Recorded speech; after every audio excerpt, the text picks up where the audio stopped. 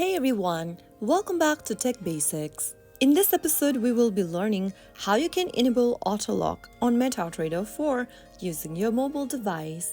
To enable Autolock on MetaTrader 4, first of all, launch open the MetaTrader 4 application and sign in to your account by entering your credential.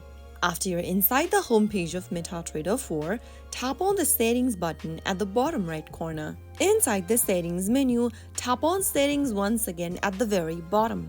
Now, toggle on the button right next to Autolock within the Settings menu. After you toggle on the button and make sure that the Autolock switch is turned green, the app will require your device's lock screen credential to unlock it after a specified period of inactivity. So that's how you easily do it. If you found the video to be helpful, make sure you give us a thumbs up.